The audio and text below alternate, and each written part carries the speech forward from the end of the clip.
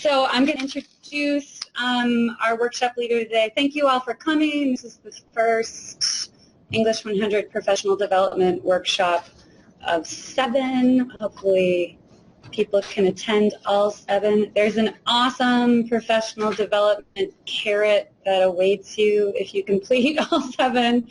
That money is coming from the Frontier Grant, so I'm still figuring out how much money that is, but when I know, I will share that information with you. It's going to be $5 each. It's going to be $7.50. Ideally more, but we'll see. So this morning's workshop is the first of 3 that Dr. Ananstasia will lead, though it's opening our series, and then he's going to pick up the themes a bit later. So just to introduce our colleague, Dr. Ananstasia has a PhD in composition studies with specializations in basic writing, writing program administration, social justice assessment practice, and psychodynamic group relations theory. And his work was done at the University of Wisconsin-Milwaukee. Currently, his academic work focuses on teaching discomfort in the composition classroom and on integrating trauma-informed care into developmental writing curriculum and pedagogy. So with that, I will turn it over to... Thanks, Judith. Thank you. Good morning. Thank you so much for spending your Friday morning with everybody. I know this is kind of one of the things that you shouldn't do when you open any kind of conversational group meeting, but I have a confession, and that's I'm not my best self today. I've been off work since Tuesday with some sort of dysentery, child virus. If you've got children, you know how they pick them up, and then you get them, and then the whole house gets it. So I just ate solid food last night. So I know that's kind of maybe more information than you wanted about me, but I'm truly not at my best. So I'm going to be relying a lot on group work today, which is what I do in my classes anyway. If I'm not feeling well, it's just kind of let's hand it over to everybody. And that's my introduction, which is glamorous, of course. We also had a little bit of tech difficulty with the slides, so I'm going to be using my notes on my phone, which is a little bit awkward. Oh, thank you. I didn't my finger. It's okay.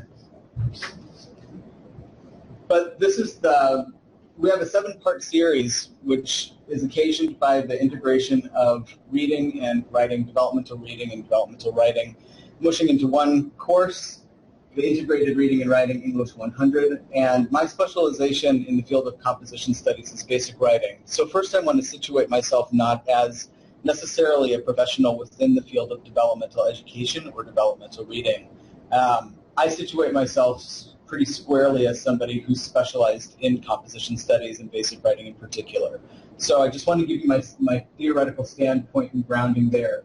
So when I'm talking about complexity, I'm going to be doing so primarily from my field, and I'm going to gloss over some of the tensions that I think would be productive to discuss, tensions and opportunities for convergence between the 2 fields as we merge this English 100. But that's my particular theoretical standpoint. So I'm not claiming to be an expert in anybody else's field, but my own.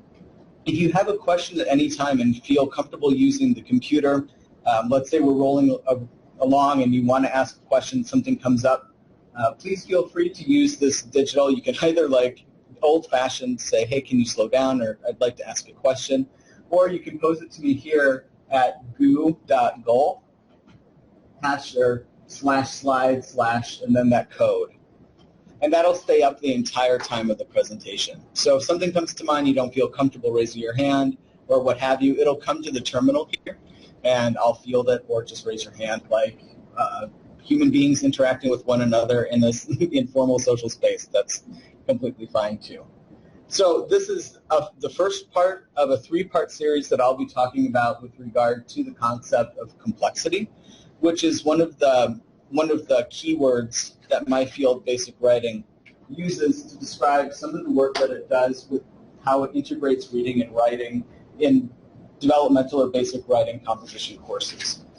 And so I'm hoping that our conversation today will center on coming up with a conceptualization or a definition. I like the term conceptualization because it's a little less definitive, but it will be grounded in the work that we do together today, and that conceptualization will be what informs the next two series, which will be about teacher decentering and working with resistance, kind of wrapping it all up before using complex texts in an integrated reading and writing. English 100, there will inevitably be some resistance that comes from not only teacher decentering is a best practice in basic writing, but using complex texts as well in a basic writing class. So this is a grounding session with three primary objectives that I hope that you feel you come away with in the session. So my first objective is to situate the workshop series in a brief overview as a genealogy of developmental reading and basic writing, and to understand how these histories impact present-day approaches. Since we are going to be working together coming from two distinct fields, I think it's important to do justice to the theoretical foundations of both, to see what everybody brings to the table and then how to work together on merging those best practices, but then situating that historically to see maybe how some of these divergences happened, and that'll be very quick. The second objective is to explore the importance of complexity in an integrated reading and writing composition course. And then the third is to develop a working conceptualization of complex to take forward to future workshops. So if we do nothing else here, I hope we accomplish these three things together. So to ground this workshop series, I'm going to offer a very, very short and wholly incomplete genealogy of the divergences and convergences between developmental reading and basic writing as a way to ground the workshops that I'm going to do in the future. And when I say brief, I mean super brief and really quite incomplete. So some of the key points, nodes, I guess, both developmental reading. I'm not going to say basic. My understanding of developmental reading is that you can locate a genealogical node farther back than 1946. But where basic writing comes on the scene and where the two start having things in common is right after the GI Bill was passed following World War II, when students who didn't previously, I'm sure that a lot of people know this information, so I'm going to go over it fairly quickly. But after the GI Bill was passed in 1946, a lot of students who didn't previously have access to the university started coming to school and presented educators, particularly reading and writing specialists, with a challenge in that they had literacies that were not necessarily valued by the institution, but they were still coming and they still had a legal right to come. And so specialists had to figure out, okay, how do we rethink how we are teaching these students who don't have kind of the primary or baseline knowledges that they used to coming into the university. And with basic writing, this also, I mean, you can trace it back to obviously the open admissions movement, back to the GI Bill, again, opening up doors to students that didn't have access previously. But where basic writing situates its kind of genealogical root is in the 1960s open admissions movement at CUNY City College. And that's where Mina Shaughnessy's works. I'm not sure if you're familiar with Mina Shaughnessy's work, Errors and Expectations. I've read that both developmental reading and basic writing theory identifies her as a mother of theoretical development with regard to how we reframe understanding the needs of developmental students. But in the 1960s, and certainly in the 1940s and the 1960s, developmental education classes were sometimes even called bonehead reading and bonehead writing.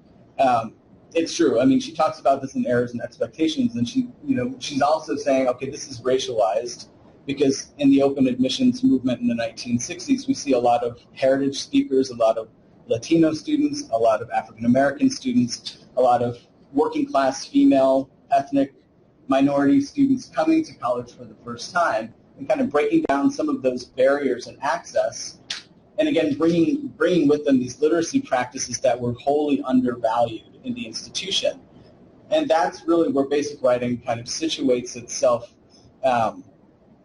as asking these questions, well, these aren't bonehead students, right? These aren't remedial students. These aren't students that have any kind of deficiencies. It's all in how we understand, her book, Errors and Expectations. It's the expectations that we have for these kinds of developmentally delayed students, and that's often how they referred. These are our expectations in the academy, not necessarily any kind of inherent deficiencies that these students bring. It's cultural differences. And so basic writing, as well as developmental reading to an extent, I mean, that's one of the things that we share together, is rooted in this: we need to do something different to do justice to students that deserve access equally to our institutions. Where some of the differences occur currently is with developmental reading. This falls more under the aegis of developmental education, which is a really broad spectrum field that includes interventional coursework in English, reading, math, tutoring, supplemental instruction, adult skills, and counseling. Whereas with basic writing, we're squarely under the specialization of a field called Rhetoric and Composition Studies, which finds its home under English Studies. So we're under that umbrella of English Studies.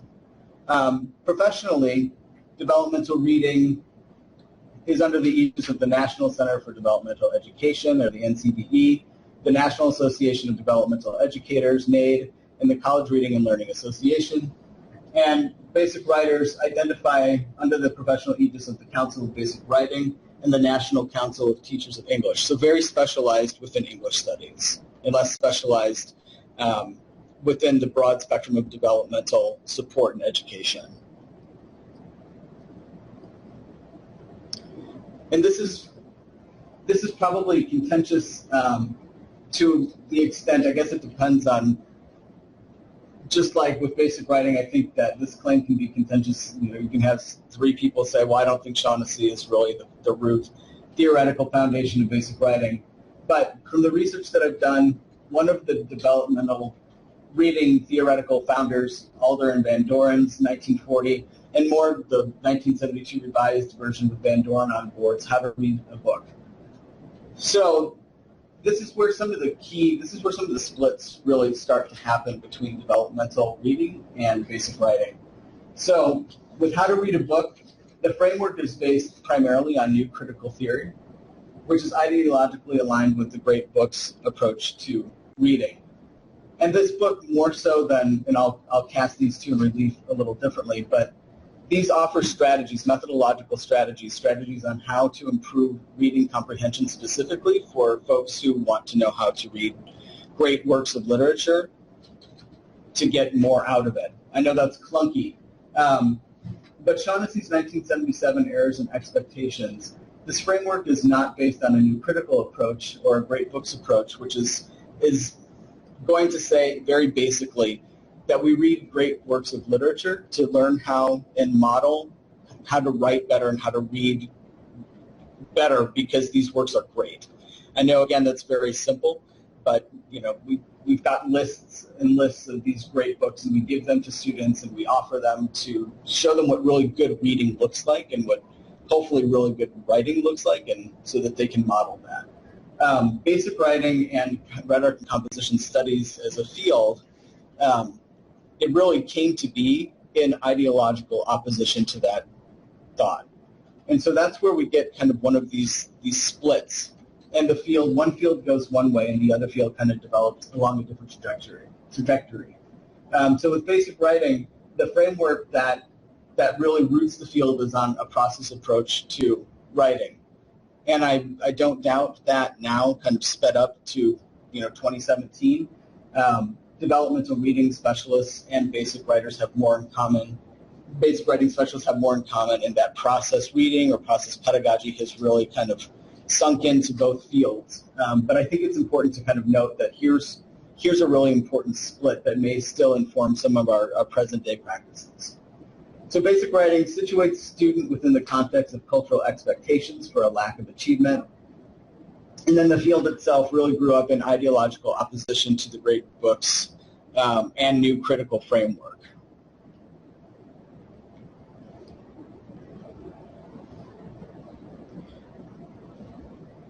this is a lot of text on a slide. Again, that's another kind of verboten in doing a public presentation. But hopefully your copies, if you're curious about all of this, this is just more going over some quick splits in the two fields that, again, this is situated from my own perspective as a basic writing specialist. But developmental reading really seems to me to be steeped in the overarching developmental education schema. And so it's not just necessarily about English, it's about developmental education more broadly. Whereas basic writing is steeped in what's called complexity theory, but that's really anchored in English studies. To my understanding, and again, please, I'm not the specialist in the room here, the faculty in developmental education, developmental reading in particular, tend to be trained as EdDs or in best practices in developmental education, whereas basic writing specialists tend to have PhDs and that are rooted firmly in English studies.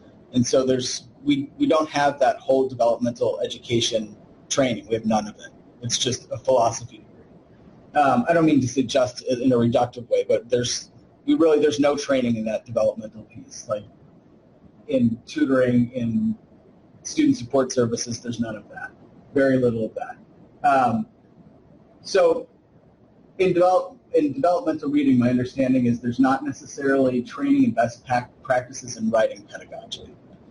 Whereas in English studies and basic writing, there's not necessarily, training in best practices in reading theory. And so it seems that the focus is more specialized. I mean, I can say that as a basic writing specialist in English studies, it really depends on where you go to school. It depends on where you've gone to school for all of this. But for me, I mean, I was lucky to have an integrated reading and writing basic writing program, and that's the only time that I got any kind of reading theory. And it was pretty like that. It was unless you were interested in it, and asked for it or specialized in it with your coursework, you didn't get it. And my understanding is that there are 3 primary reading instruction methodologies that are considered best practices, and this may have changed, but discrete skills approach, textbook study reading approaches, and critical reading approaches.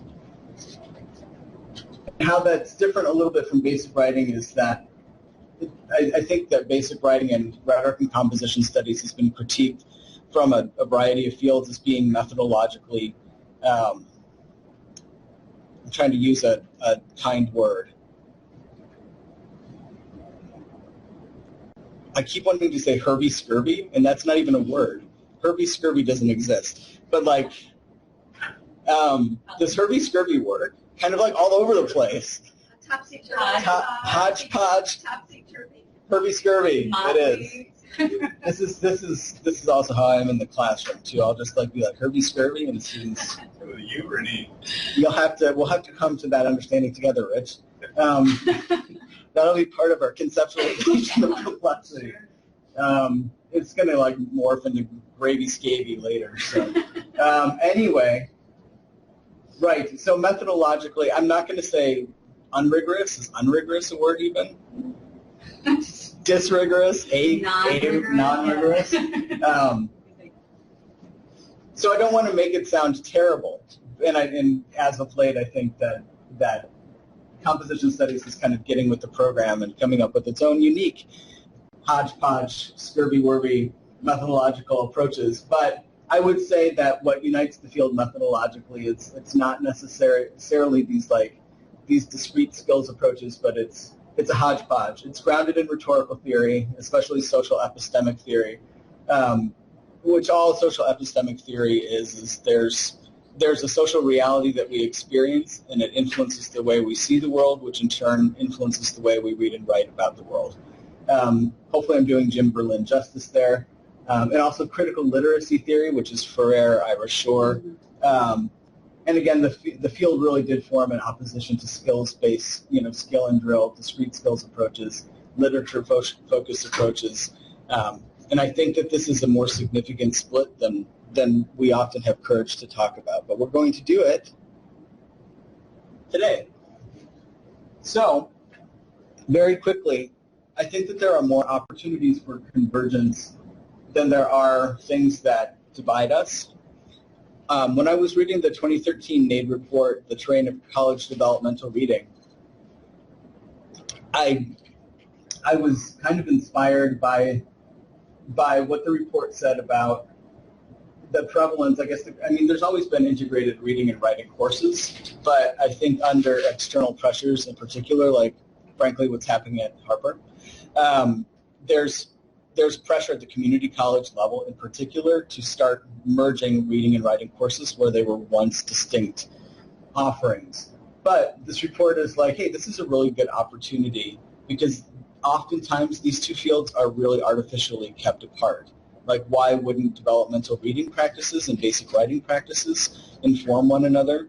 Because it makes a lot of sense. I don't think that students are really being done justice when they're kept apart, because reading and writing are always dialogic, they're always in conversation, they're always, informing one another. And so I thought, well, that's a really good opportunity. Although when you look at the literature, you can see how, separate these fields have been theoretically when you try to find overlapping theoretical perspectives. What I came up with is this dissertation by Elizabeth Wren out of the University of North Carolina, who was trained in, her PhD is in rhetoric and composition, but she also works as a developmental reading specialist. She's one of the only folks that I can really find out there that's working on converging the two fields, merging best practices in the two fields. And reading her dissertation has given me a lot of perspective on ways, to do that here, hopefully. But she suggests that a critical reading approach combined with a rhetorical theory of writing honors both traditions. And so it's not necessarily that one tradition is better or worse than the other one, but it's figuring out these are the things that we really value. These are the things that we as individuals value. These are the things that our field values. How do we retain those values? Because we can't just will them away. Whether we're conscious of them or not in our teaching, they're always going to come up and they're going to inform our pedagogy. They're going to inform our curriculum. They're going to inform what we assign to read and how we ask students to write about them. And becoming conscious of them, and hopefully we'll do that a little bit today, we can honor those traditions while taking the best parts of them and merging them for English 100. And a few points that I thought were particular. I don't know you all very well. I'm brand new. You don't know me that well. I don't know you that well. But in listening to the conversations that we've shared, and there haven't been many, it seems like what folks in the developmental reading specialists and the basic writing specialists, other compositions, folks here, I think what we really value, even with the department values, is this idea that reading and writing are literate practices. So framing what we all do together in terms of literacy, which I really like NCTE's definition, is the collection of cultural and communicative practices shared among members of a particular group. And I think we all understand that reading and writing, they don't happen in a vacuum. Not everybody has equal access to how they've been taught to be literate beings. And attending to those barriers are really important to all of us. And how do we do that, how do we do that in an integrated reading and writing course? So I think both fields share a respect for critical literacy practices. I situate those in Ferrer, Mike Rose, and Ira Shore, and an understanding of big D discourse and little d discourse. Is that familiar? Big D discourse and little d discourse, James Welty? Why not just say? Yeah. So very simply, when we're talking to students about entering an academic conversation, which at any level when they come to the academy, community college, four-year college, graduate school, we're having students shift between different discourse communities. And discourse isn't just the things that we read and write about and the things that we say, but it's the whole cultural context surrounding that discourse. And so when students, particularly heritage speakers, students of color, disenfranchised students, students who haven't had access to understanding what the university is all about, so to speak, they come into this new world, and it's kind of like, I would imagine if I were to step into an immersive, French class often, and people are speaking in French, immersed in French, and I'm like, I don't understand what's going on. But working on the big D discourse, figuring out the grammatics and figuring out how to communicate in French, and also then the little d discourse, kind of figuring out what are the cultural cues and clues that I need to master in order to understand what's actually going on around me. And so I think developmental education in particular is in tune with what are all of the the context clues that I need. How do I learn how to be a college student? I don't even know how to log into my email, right? That's all part of the little deep discourse of coming into a discourse community. It's not just about reading and writing. Like, I'm going to give you an assignment. It's about, I don't even know what a writing assignment looks like. I don't even know what a syllabus looks like. And so to my mind, I think that's really where we share a lot of common ground. Where I wonder about sticking points is with this concept of complexity. And I don't want to be too heavy-handed here, so here's where I'm going to kind of stop with the talking. And future, again, this is kind of a grounding and situating workshop. The other two workshops are more experiential. Here's kind of where the talking from me is going to stop a little bit. I lied. There's actually a few more slides. I'm going to go more quickly. Of course, when I speak extemporaneously, the time just kind of flies away. And I'm going to speak off the cuff because here's where I feel a little bit more comfortable. But complexity is, if I were to say, okay, I'm going to boil things down for basic writing and basic writing specialists. When we get down to it, what is that thing that we really protect? You know, it's like if you were coming in and saying, we are getting rid of basic writing, what's one thing you can keep, right? Your house is on fire. What's the one thing you can keep as you're rushing out the door? I would probably say it's this concept of complexity. And complexity is obviously something that I can't just like say, here's what complexity means, and that's why I want to conceptualize it. It has to really come from the institution and the people who teach here.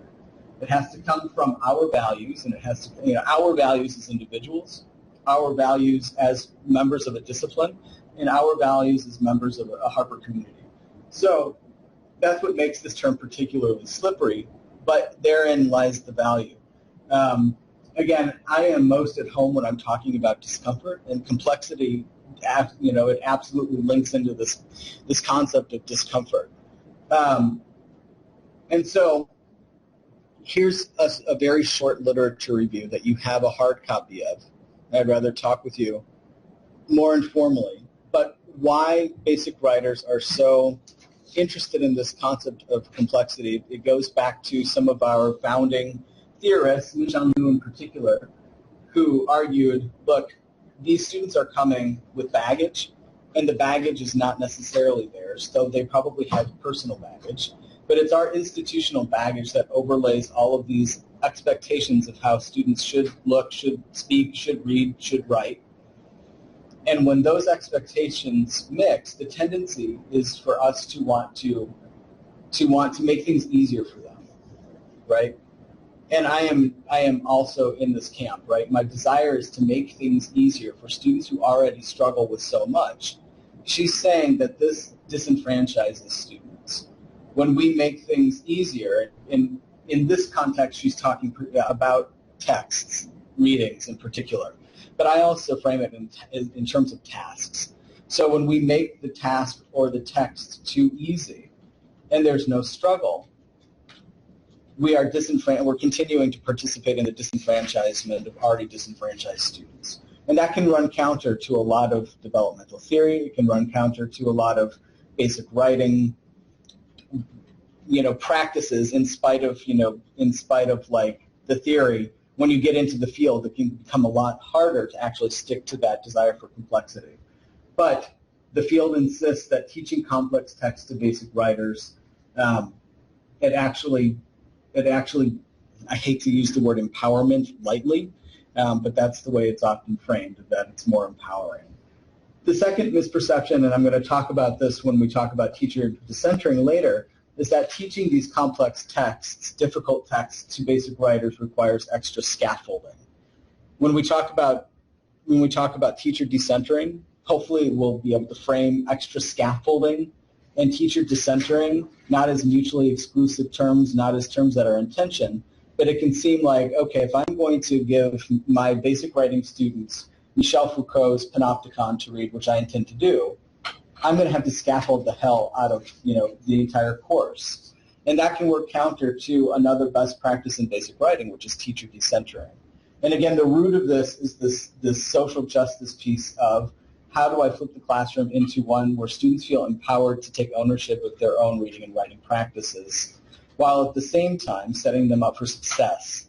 And that's really difficult. It requires a lot of practice. I don't even think I'm particularly great at it yet, and I've been doing it for over a decade. So this is the theoretical language of what I just talked over. Very quickly, I like what Zamel says because it really echoes the Terrain of College Developmental Reading report that came out in 2013. And that often when we are, and I'm guilty of this all of the time, when we are assigning text to read, and the more complex and the more difficult the text gets, the greater the tendency to do this, is that there's this tacit transmission model instead of a transactional model with text, where students are trained to retrieve information from a text, and especially if it's like a skills-driven reading course or a skills-driven writing course, we want to know, can you do this, can you do that, can you do this? And these are discrete skills-based questions instead of, another way that I saw this framed is this is a student-centered approach, but is it a reader-centered approach? Is it a writer-centered approach? What would a reader-centered approach to this be that wasn't a transmissional model? It was actually transactional, that we had them get down into the text to write about it, to struggle with it, to try to make meaning from this complex text, and we didn't worry about knowing if they could find a main point. We didn't worry about knowing whether they could summarize this adequately. I mean, it seems really scary to kind of take that anchor away. But this is something Zamel says is really important that we try. And then Salvatore, one of my favorites, echoes that, and she's talking more specifically about, anybody familiar with Ways of Reading, that anthology? Has anybody worked with Ways of Reading? Mm-hmm. Okay. Okay. So Salvatore, she is following in Bartholomew and Petrosky's footsteps and talking about the benefits of, actually she talks about it in more dire terms, the urgency in creating a dialogic and inquisitive and reflexive way to integrate reading and writing through using difficult texts. And that's little bottom piece is a repetition of what I just said. Okay. Hopefully that will be the most talking I ever do in any of these workshops. It's 9:47. Kind of take a deep breath. Everybody shake all of the talking from their ears.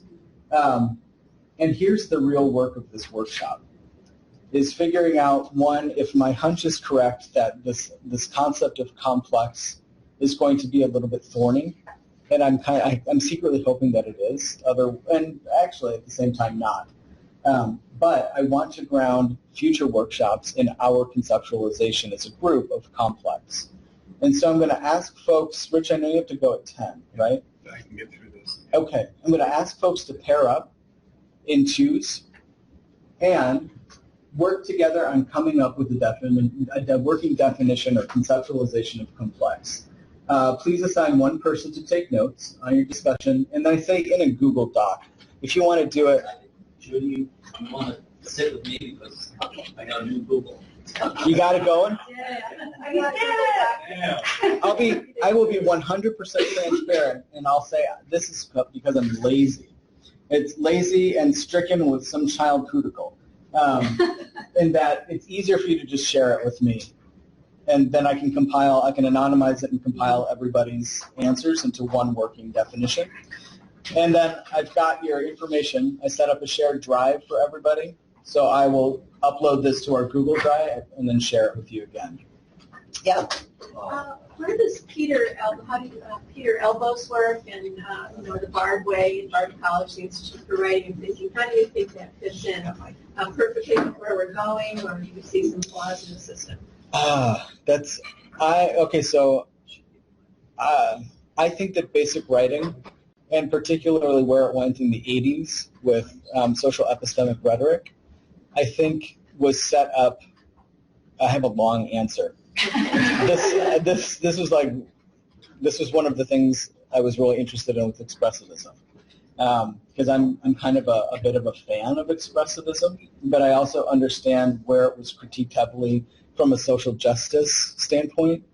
And my understanding is Peter Elbow's work, right, was kind of anti-rhetorical in that it encouraged students to develop their own writerly voice, which in a way I think is also an updated new critical approach to kind of looking at a text and being able to put it into your own words, right? Like if you're reading a text and a student can put it into their own words instead of like summarizing it like precisely, then they're going to have a greater enrichment from it and will thus be able to write about it with more ease. I understand where social epistemic rhetoricians can say, look, you're not thinking about audience, you're not thinking about purpose, you're not thinking about context, when you're just asking students to like internalize this beautiful work and put it into their own words and make meaning of it for themselves. I can understand the critique where it's a little bit anti-rhetorical.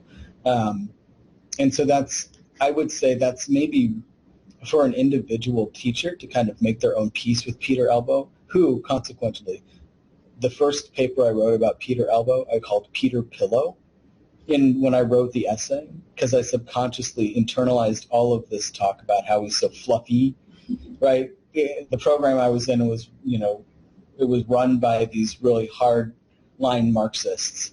No offense. And so it was like, this isn't real work. This is fluffy expressivism, and it's crap, and it's your feelings, and everybody's on their periods. I swear to God, that's what one of the guys said. That's what he said. Oh, They were misogynists too, by the way. I know, but these guys were really like, ugh. And I said, so I wrote Peter Pillow, and my teacher was like, do you realize you did that? And I'm like, oh. Anyway, that's a long answer. So we can work on that. Yeah. So I'm going to give folks a time. I'm going to give folks a time boundary of 10 minutes.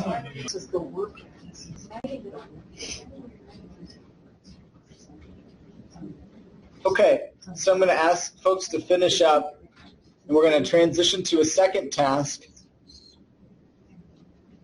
and then we'll have time, hopefully, I know we started a little bit late, but hopefully we'll have time just for some open conversation and questions. But once your group is done and has sent off your list, I'm sorry, I think my email is still down there. That's just my personal Gmail. And again, what I'll do is I'm not going to edit these lists at all. I'm just going to upload them into our shared folder, and then I will share the folder with you. You can look at it, return to it. I know this is probably what you'll be thinking about all weekend. You'll be excited that you'll have access to these archives. And that will ground our work moving forward in the workshops. But the second task I'd like us to do as you're finishing up is just to take a few minutes. I think 10 minutes is a little bit long for how much time we have, but maybe 5 minutes.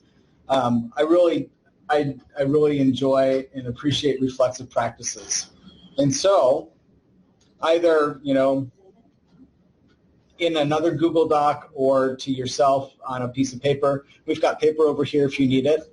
I'd like you to just consider these questions individually, just working in some reflexive writing. I feel like that's hard to read.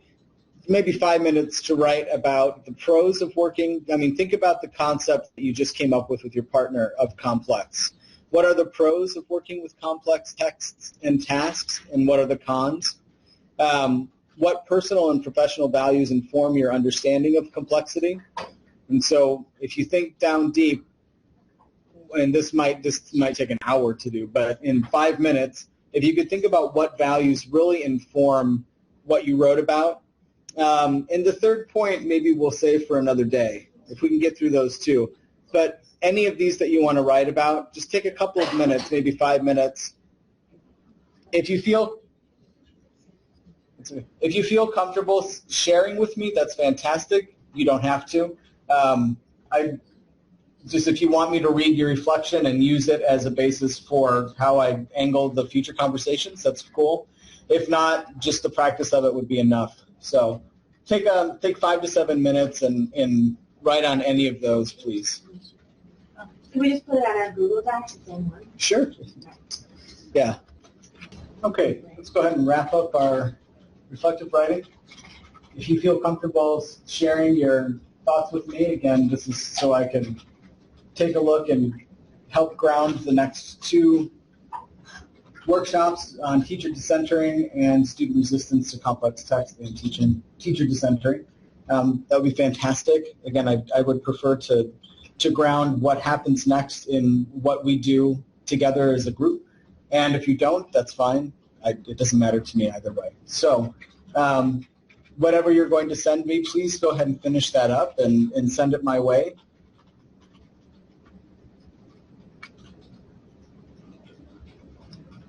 There's a works cited. I should be honest, it's works cited and referenced indirectly. It's kind of a resource list / most of these works were cited. But if you really look closely, not all of them were. I feel like I'm one of my students making a pitch for my works cited page. And then the next workshop series, I think it's actually 6 and is it 4 or 5 or 6 and 7? 4 or 5. 4 and 5, excellent. Friday, April 28th, it's a twofer. From 9 until 12, back here in Y203B, remediating complexity, teacher decentering, and difficult texts. And that will definitely be more experiential now that we've kind of grounded it in some sort of theoretical and genealogical base. So that's Friday, April 28th from 9 until 12. And again, I hear there's going to be refreshments. Thank you. Yeah. Thank you so much for coming.